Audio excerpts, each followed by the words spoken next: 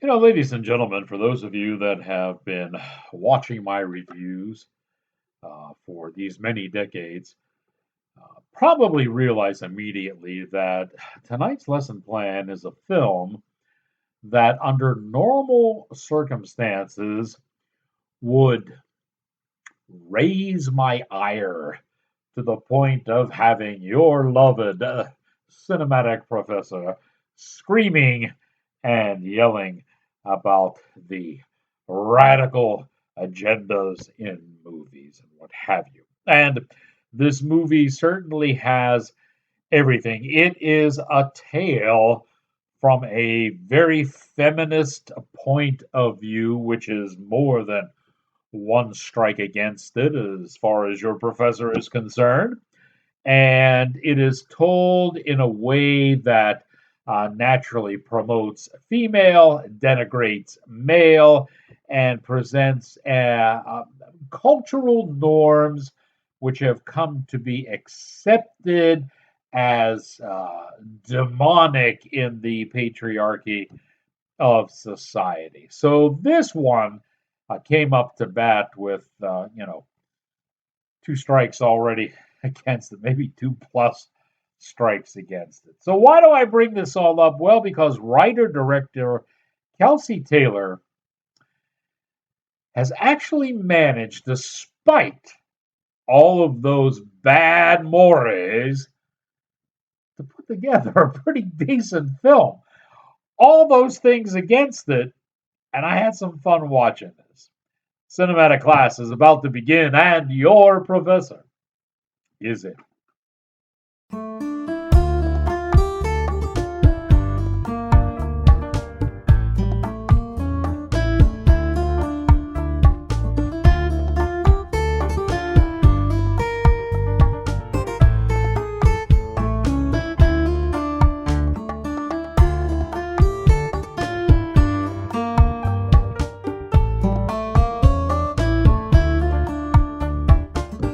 Okay, before we get into tonight's lesson plan, which is a movie called To Kill a Wolf, let me remind you that there is a big end of summer sale going on right now at the official Rex Real store. Folks, this is a great time to stock up on things that you can use, including summer things such as the official Rex Real Grillin' Apron, summer hats, and what have you, and also a good time to think about back to school. Hey, what says going back to school in style better than official outtakes with Rex Real Apparel?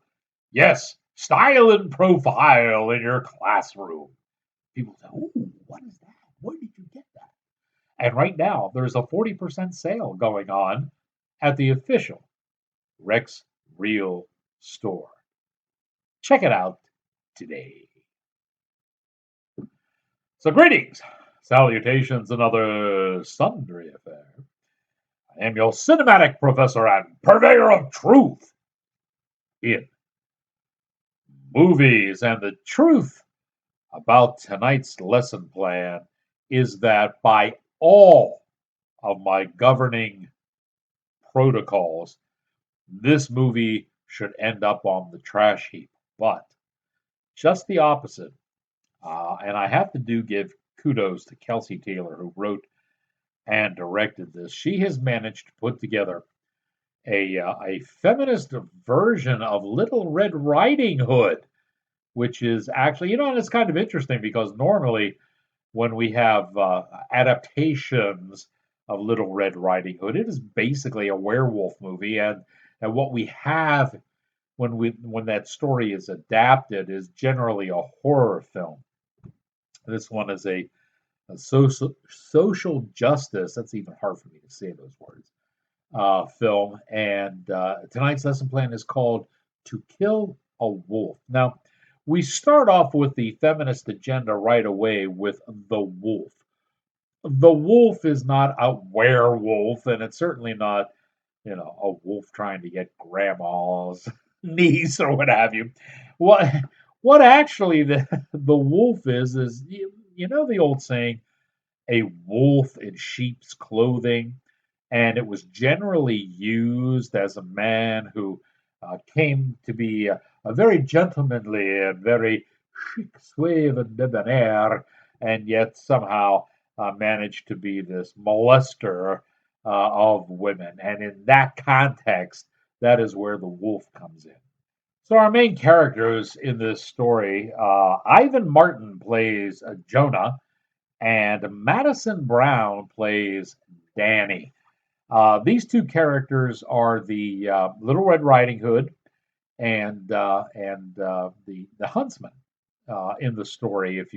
If you follow that, let me back off just a little bit here. You could watch this movie and not realize that you're watching an adaptation of Little Red Riding Hood.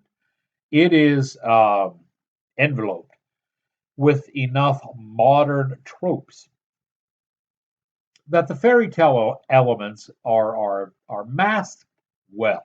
Okay, so it's very easy to do that. But you have your story. You have your Little Red Riding Hood, who is, you know, Little Red Riding Hood was supposed to be a symbol of innocence, youth, young girls who are virtuous. She was taking goodies to her sickly grandmother. Uh, this one doesn't fit that bill. And again, it's playing into the modern tropes. This one is a little bit wild and a little bit, probably if she was your daughter, you would have realized at this time that you made a mistake in sparing the rod. Okay. And our huntsman is different in this. He is, wow, broken. Best word to describe him. He is not living a very good life. And when he encounters Red Riding Hood, he sees her as a redemption for mistakes he has made in the past. Folks, this is entirely different from the vision of the original Huntsman. The original Huntsman was a big, strong, man of the mountains type guy who ends up saving Red Riding Hood from the wolf or werewolf, depending on, how you read that story. And he's a big, strong, strappy guy who comes in with all the masculine tropes that you want, strength, justice, goodness, that kind of thing, like sitting down having dinner with me. There you go. So this guy is not quite the huntsman, and the girl is not quite the virtuous Red Riding Hood, but those characters are still in there. Also in this movie, Uncle Carrie is played by Michael Esper, and Aunt Julene is played by Caitlin Doubleday. You been seeing any wolf activity up here? No, sir. Any other kind of activity? Anything suspicious? New people snooping around? No, sir.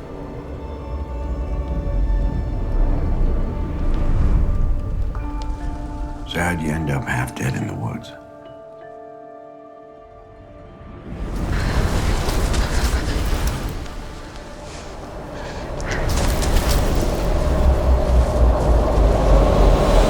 How far is Klamath Falls from here?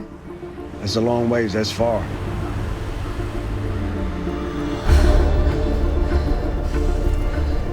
You mind telling me why I drove you halfway across the state to break into an empty house? It's my grandma's house. I've been staying with my aunt and uncle. You gotta go home. I can't stay here. What do you mean? You just got here. What is it? I wanted to show you something, but I didn't know how you would react. Just tell me. What's wrong? Hey! Get back in the house! If there's something you want, you should take it.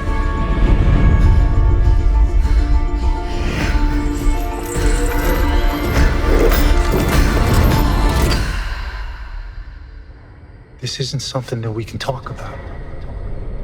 Because when we talk about it, that's when people get hurt.